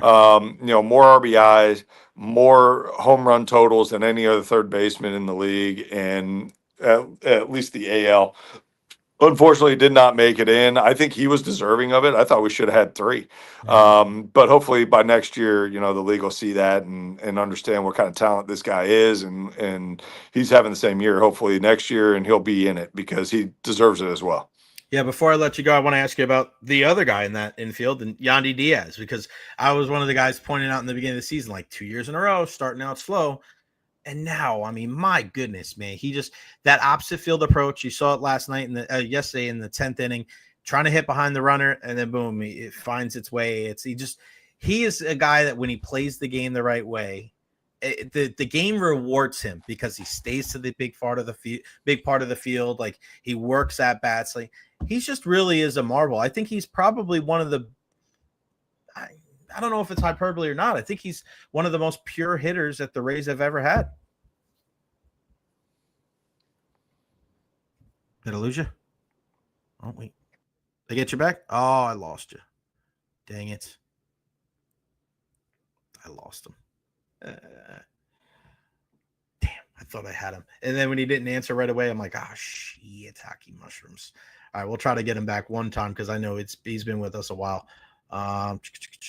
Out and in. Damn. All right. If he's got to go, he's got to go. We'll give him a minute or so. I definitely want to cue Doug up for what he's doing right now with his business because I want him to be able to let everybody know dealing with the commercial real estate. See if he can get back in. Come on, buddy. John Rocker, 1-inning pitch for the Rays in 2003. I was living in New York at the time when John Rocker was with the Braves. That was insane for what was going on there. Damn, I hope it's not mine. I think everything's good here. Connection's fairly good. You guys are hearing me and seeing me okay, right? But if that does it for Dougie, he was fantastic like always. Just talking about Yandy Diaz right there and what he's been able to do with his team. Just been thoroughly impressed with what he's been able to do to kind of keep things kind of status quo, not trying to do too much, putting the ball in play, going to the opposite field. And again, guys, I talk about the little things, talk about the fundamentals and doing those things right. When you can do that, you give yourself a chance to win. You really do. And the All-Star break's probably coming at the right time for the Rays, dealing with these injuries and dealing with some of the struggles. So if they can kind of, it's almost like that bye week that we see in the NFL, guys kind of picking up some injuries. Just play well in Detroit, try to salvage some of these games, play the game the right way, because you know that Detroit is going to be a bear with Tari Skubal and the guys that they have. AJ Hinch, it didn't take long. We know how successful he was there with the Houston Astros, now with the Detroit Tigers. Shane Baz on the bump tonight, 8-3 with a 4.33 ERA. Montero will oppose him 3-1 with a 4.02 ERA. So when you look at that squad, you're going to have to play your best. And then we go from there. I mean, Tariq Skubal, he's got to be the guy that started the All-Star game, right? He throws the ball so freaking hard. Yeah, so we go from there. 6:40 start, of course, and 6:40 start tomorrow, and then a 1:10 start on Wednesday. So you can go check that out, of course. Always got to show some love and support for our Rays. Love you, buddy. Appreciate you, man. Technology. Some test, Dougie.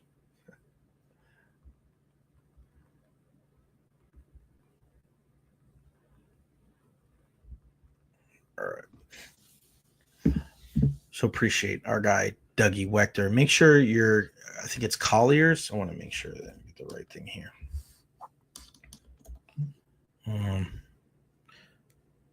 So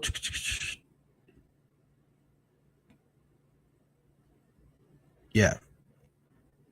Just follow him on all social media platforms. Doug Waechter 10. He's such a great guy. And all that commercial real estate.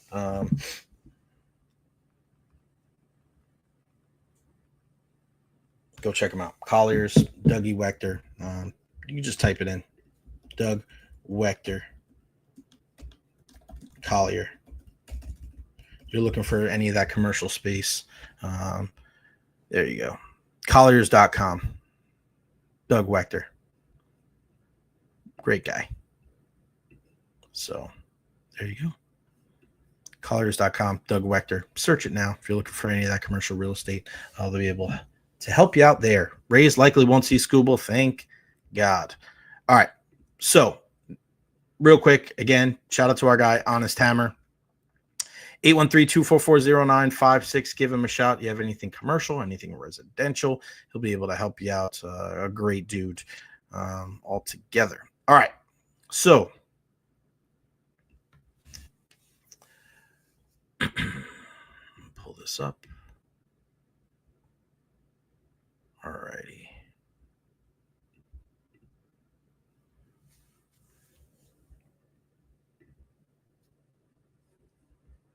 All right. 4 years ago today, the Tampa Bay Lightning won their third Stanley Cup, and it was their second back-to-back. And what an incredible memory as a Tampa Bay sports fan. I want to hear from you. What do you remember from that day? What do you remember from the Tampa Bay Lightning winning that Stanley Cup? Were you there? Where were you celebrating? Again, this was the year after the cup they won in the bubble over the Dallas Stars. This was the third cup in franchise history, the one that was the back-to-back. They beat the Montreal Canadiens in Game 5, a 1-0 victory. It was Ross Colton that scored the game winner on a pass from David Savard and Ryan McDonough. Where were you on that day? What is your favorite memory of that Stanley Cup victory for the Tampa Bay Lightning? I want to hear from you. Questions, comments, concerns. Here is the stream link, StreamYard.com/SRTIEZXQP6. The link is right there in the chat. Were you there inside Amalie Arena that day? What do you remember about this day 4 years ago? 4 years ago, when the Tampa Bay Lightning won their third Stanley Cup in franchise history. I remember it very well because I was there. Now, I was dealing with, at the time, I don't know, it was one of my battles with something wrong with my foot, and I could barely walk. And I remember I was sitting in the auxiliary press box, so I didn't have my normal seat in the press box. I was sitting in section 319 in the stands with the fans, which I don't necessarily hate. I did that for the Super Bowl, for the Buccaneers there at Raymond James Stadium, and to be able to do that for the Lightning and to be in the crowd was phenomenal. It was just such a great time. And I just remember how long it took me to walk to my seat because I was in so much pain, knowing that when I sat down, I wasn't going to be able to get up for the rest of the day because my foot hurt so bad. So I literally sat in my seat the entire time. The entire time. I'm talking about from pregame warmups to through the entire thing.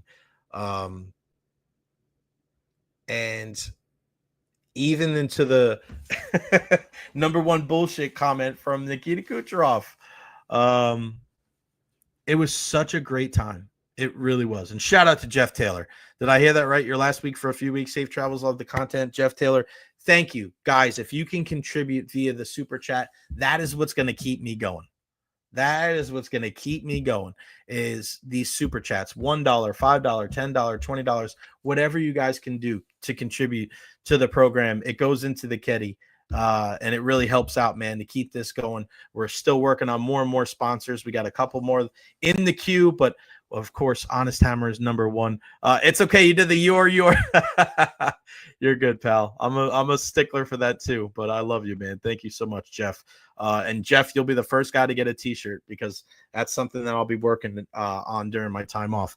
Rose Rips, Jay, great interview and Rays Talk with Doug. Love your channel, but need to get you a plan hat to display as well.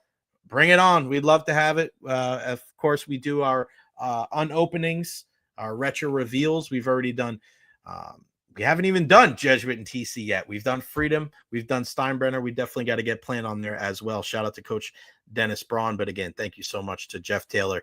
If you guys could contribute via the Super Chat, that is a big, big help to me on the program. But again, I want to hear from you guys. Where were you 4 years ago for this Stanley Cup victory for the Tampa Bay Lightning? There is, and we'll start so you guys can know. I want to hear from you. Where were you guys?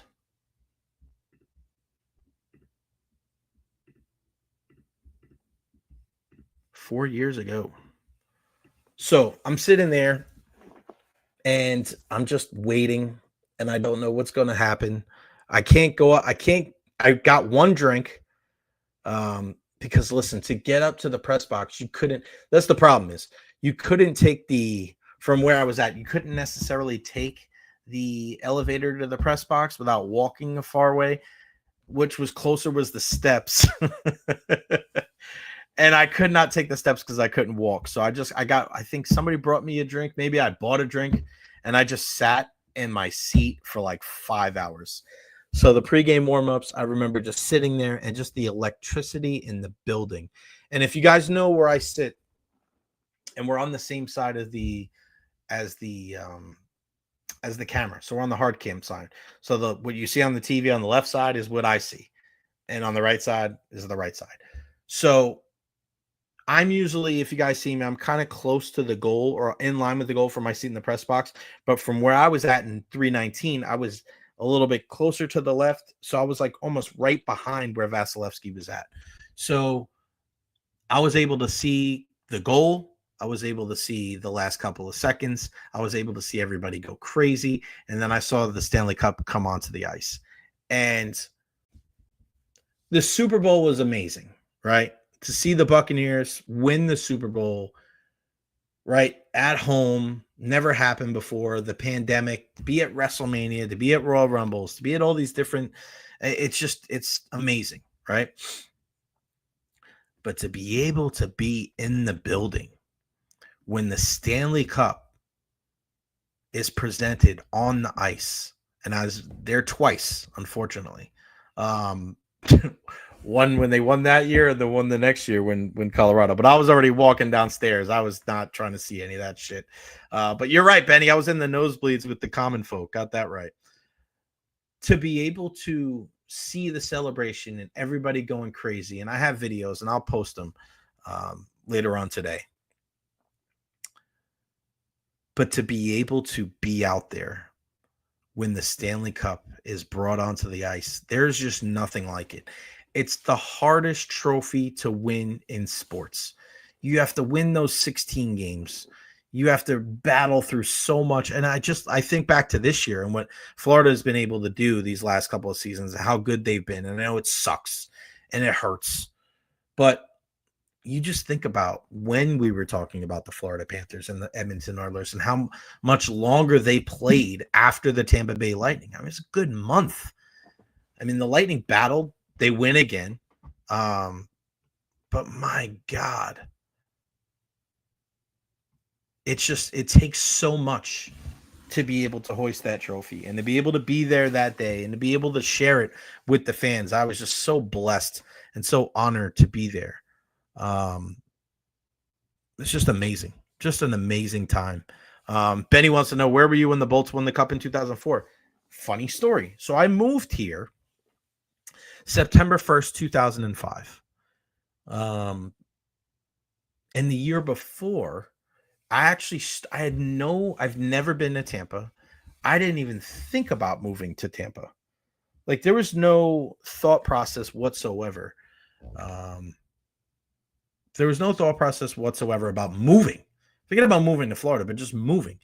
I graduated in 2003, went to college for a year, then came home to Long Island, went to community college, worked overnight at FedEx, played a shit ton of softball. And then in July of 2005, a buddy of mine at the time was like, hey, I'm moving to Florida with a buddy that we went to high school with, because his dad lived down here and his mom lived up there. So he was going to live with his dad. So he goes, you should come down here. And I said, all right, why not? I was working, at FedEx. I was doing a couple of different things, and I needed to change. I needed to shake shit up because I always knew that my life was more than just what I was doing, and I gotta shake it up. It was the toughest decision I ever made because I'm moving away from my friends and my family and everything I ever known. So we'll get back to that in a second. But in 2004, okay, we'll go back to that. I started playing hockey on NHL, and the team that I picked was the Tampa Bay Lightning. The Tampa Bay Lightning was the team that I was rocking with because I loved Dan Boyle, Marty St. Louis, and Vinny LeCavalier. I just thought that as far as video games, those guys were perfect. I always loved a defenseman that can move. So I was actually still playing hockey at that time, and I actually watched the Lightning win the Stanley Cup at the hockey arena that we were at. And a lot of my friends wanted to leave, but I wanted to stay and watch the end of the game. So we watched the Lightning hoist the cup actually at a hockey arena. So that was a lot of fun. That really was a lot of fun. So who's to, how crazy it is that just a couple of years later, not even a couple of years later, the very next year, I moved to Tampa, Florida, right? I move, and the rest is history, man. It's so crazy to think how everything happens for a reason. And I just started, my good buddy Kellen and I, we were playing MVP baseball, I think MVP 2004, arguably the best baseball video game of all time. And we started using the Rays because of some of the guys that had on their team with Upton and Longoria. And Longoria wasn't there yet, but like Crawford and some of the speed guys that they had. It's just weird how that happens. I had never went to Tampa, don't have any family down here, but I just moved here on a whim, September 1st, 2005. And, I've mentioned this before in the show. So I moved down. A buddy of mine at the time and his friend lived down here. Me and another one of our friends came down. So it was the four of us living in the house in the hood in South St. Pete. I mean, the guy came up to me and he was like, shouting about cuz. I was like, what the did you just say? Shouting about cuz? I don't even know what that means. He wanted short of my Newport cigarette. That's when I was a smoker at the time. But I was like, oh, damn, it's crazy here. 2 weeks later, those three guys I was living with, they all moved back. They all moved back to New York and never came back. And I stayed. I got a job at Frozen Ropes, a baseball facility, and I worked 52 days in a row. And what else did I have to do, right? Just kept working. I was the part-time desk attendant on the weekends, and just started working my way up. And a year and a half later, I was the head baseball instructor and giving lessons and coaching classes and coaching travel teams. And really, I mean, the rest is history. And now coaching again with my friends at Hit Factory. I guess that path that I took at Frozen Ropes was similar to the path that I took at WDAE, where I was an intern for 3 months and they didn't have anything for me. And I was out of, back coaching for a month. And then they had a part-time gig on the weekend. And I was like, yeah, just to get my foot in the door and then work my way up. And eventually I was producer, executive producer, hosting, assistant program director. So if you guys ever get in a situation where you want to find what you do, like I always had this belief of my mom was a lunch lady, my dad was a custodian, and they just busted their ass. My dad at one time was working 3 jobs, selling uniforms to the mailman. He was umpiring baseball and officiating basketball and doing all this stuff and just doing whatever it took to keep a roof over our heads, to keep food on the table. My parents never bitched, never complained. They just did what they had to do. But I looked at that and I told myself, I said, if I'm going to spend the majority of my life working, I want to do something that I absolutely love. I don't want to work a 9-to-5 job because I know it's going to take a lot. So that's why I knew very early on that I want a job where I was getting into sports broadcasting, involved with sports in some form or fashion. Get me involved. And that's what I did. I mean, it was a long and winding road, but I knew coaching baseball was something that I just was meant to be. My dad coached, my grandfather coached. I was always a coach, like amongst my friends, and my friends would always tell me in high school, "Oh, you're going to be a better coach than a player," and that's the last thing you want to hear when you're 15. But I guess it worked out that way. But broadcasting was always the thing, and kind of going back to the conversation we had before about, ESPN. It's disappointing to a lot of people to see how far ESPN has fallen off, but that was my dream job. I always wanted to be on ESPN. Now it's like I don't want any part of that. I don't. It's not to say if they offered me a job, I wouldn't take it, but it doesn't have the same appeal as it once did. Part of the reason why I didn't go play, college baseball, which I could have went to a D2 or a JUCO school or a D3 school, but I wanted to be a broadcaster because I loved all of the sports.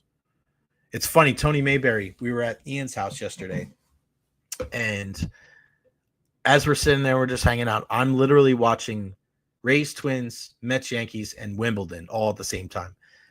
And he's like busting my chops, and he's like, "Oh, you're watching this?" He's like, "You got money on these games?" And I'm like, "Nah." No, I don't.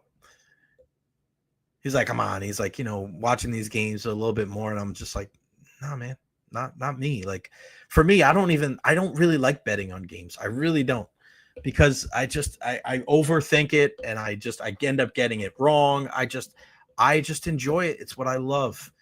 And Tony was like, "Come on, man." He wasn't believing me. And he was like, "Well, people do." I'm not most people, buddy. And then Ian comes back, and you should have seen Ian's face. He's like, "Nah, man." He's like, "Not him." He's like, "Nobody's like him." And Tony's like, "Really?" And he's like, "You watch Wimbledon?" I'm like, "Yeah, bro." Especially the Grand Slams. Like, listen, tennis isn't on TV live a whole lot. It's not. You could find it. But the Grand Slams, that's where it's at. That's when you're getting the big time TV deals. I said this for years. I love the Australian Open because it's the sign of the new year. I love sports that are on late night, and when everybody's gone to bed and you can saddle up to, all right, it's 10 o'clock at night and here comes Novak Djokovic. I love that shit. I'm a huge fan. French Open, not as much. Love Wimbledon because of the history. And then the US Open, to me, is the signature event of like the end of summer. Now we're getting ready for the fall, and here comes football season, right? I love that. I love tennis. I actually played tennis in junior high. I don't know if I ever told this story before, but I played tennis in junior high instead of baseball because the then baseball coach of the junior high team would not allow me to miss the final day of tryouts for a funeral for somebody that passed away in my family. Now, mind you, I made it through the first 2 tryouts, and our team was really good. We were actually better than the 8th graders, the 7th graders that went in. And I was starting at second base. I was taking the first reps. So it wasn't like I was on the fringe of making it. I was playing well. And I played travel ball with all these kids that I grew up with. And there was nobody in that spot that was playing better than me. And I told the coach, I cannot make it because I have a funeral. And he said, well, if you don't make all 3 days of tryouts, you're not going to be eligible to make the team. And I go, okay. And I didn't show up. And everybody was like, oh, you're not playing? And I'm like, no, well, it's just the way it goes. So I showed up on the next day of school, and my English and my homeroom teacher, Mr. Recher, he was the head tennis coach. And I was like, hey, can I play tennis? He's like, yeah, sure.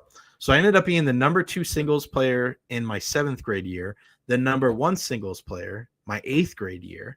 And I had so much fun because I did some junior, what was it?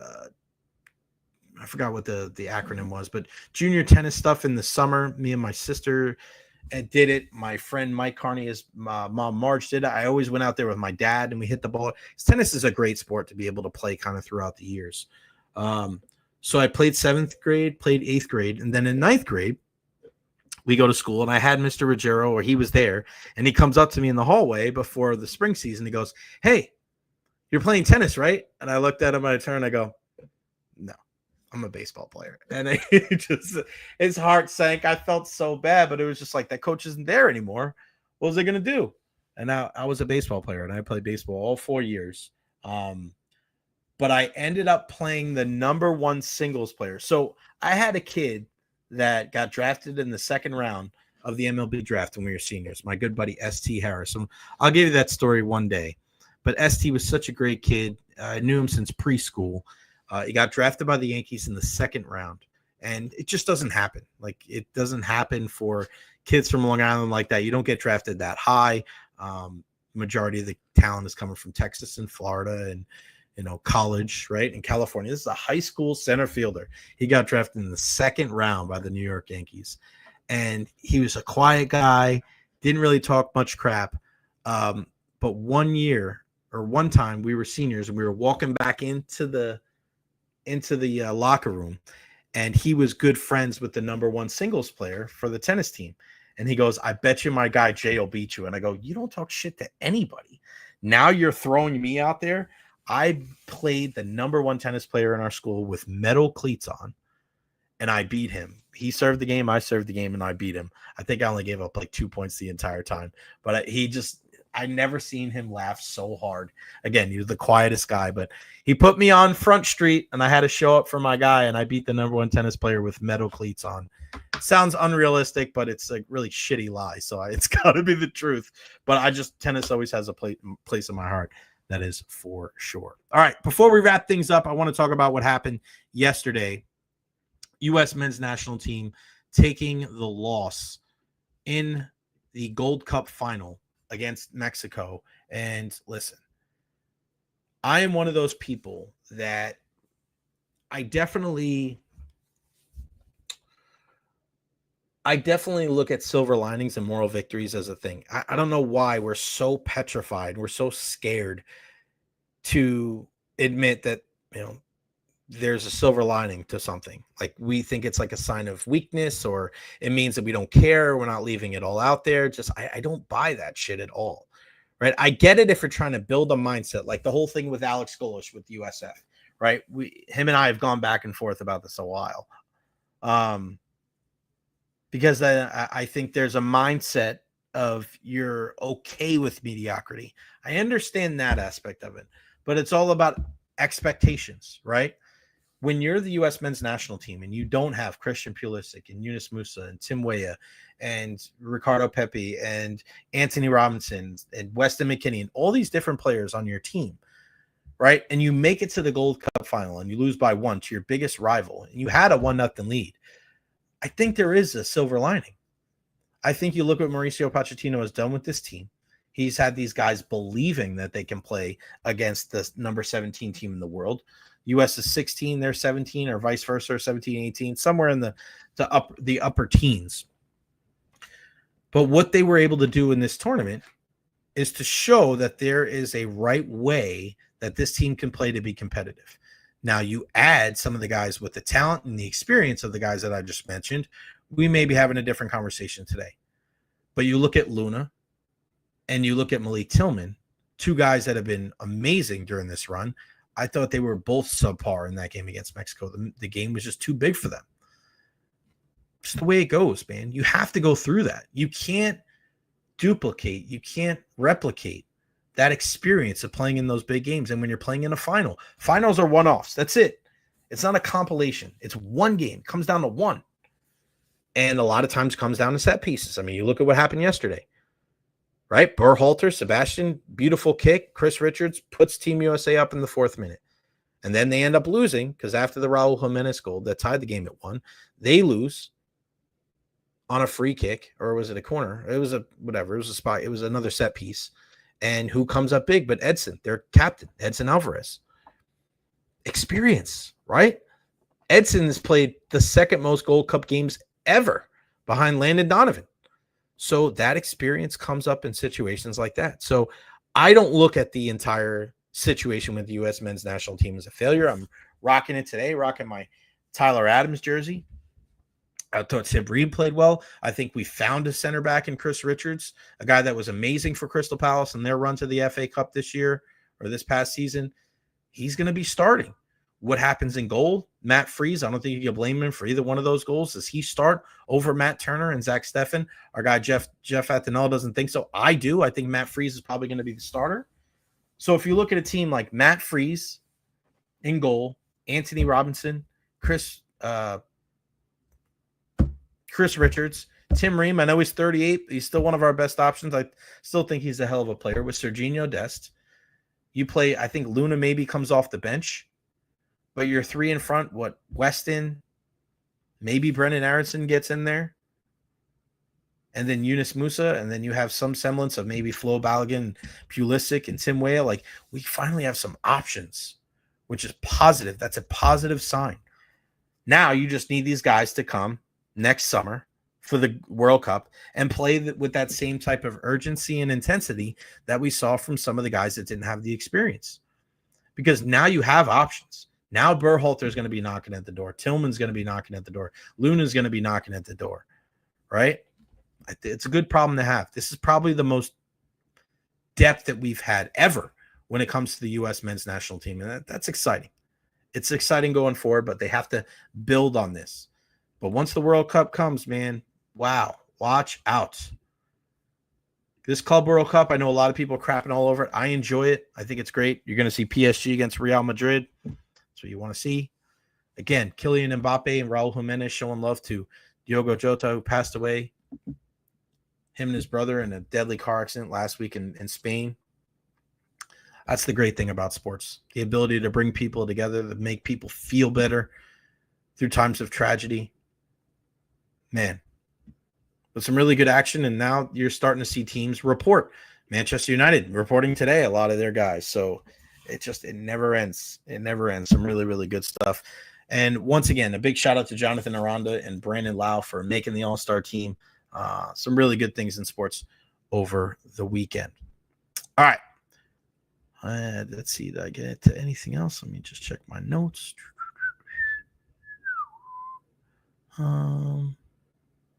Clayton Kershaw getting a special invite to the All-Star game. I love things like that. I mean, we should find more ways to give athletes their flowers. Really.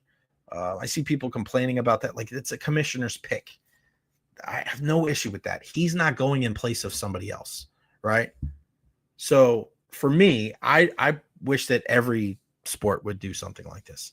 Doesn't have to be every year. That's why I like it. Doesn't have to be every year, but I feel like there's times where there's so many negative things in the world. Let's find ways to show people love while they're here. Just had this conversation about Diogo Jota, right? Find ways to show people their love. Show people love and give them their flowers while they're here on this earth. There's too much of, we'll remember this guy when he's dead. And, we'll vote this guy into the Hall of Fame. Like, the fact that Dave Parker is not going to be able to celebrate his enshrinement because he's passed on. Pete Rose, like things like that. Like, you only live once. And then when you're gone, you're gone. People should be able to have that moment, their moment in the sun while they're here, not when they're already in the ground. That's the way it goes. All right. Follow me on all social media platforms: Facebook, YouTube, Twitter, Twitch, TikTok, Instagram. Like and subscribe on YouTube as well, guys. Please, with the super chats, like our guys, Jeff Taylor. If you can donate 1, 5, 10, 20, whatever you can contribute to the product. This is my last week for about 3 weeks. I'm going on vacation.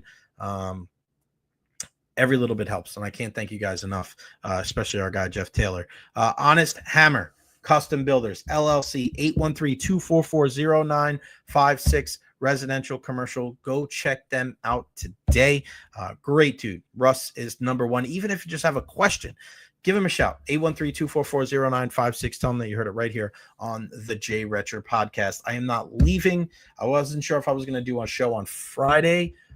We may not. Depends on what time we leave, because our first game in Alabama is until Saturday. So I'll definitely keep you guys abreast of the situation as we go further here on the program. This has been so much fun. Subscribers, man, we're getting closer to 1,600. Let's get it up. I'm trying to get it to 5,000 by the end of the year. Hopefully we can do that, but I can't do it without you. All right, everybody be safe. Have a wonderful Monday. We'll see you tomorrow at noon right here on the Jay Recher podcast. I am gone. Peace out.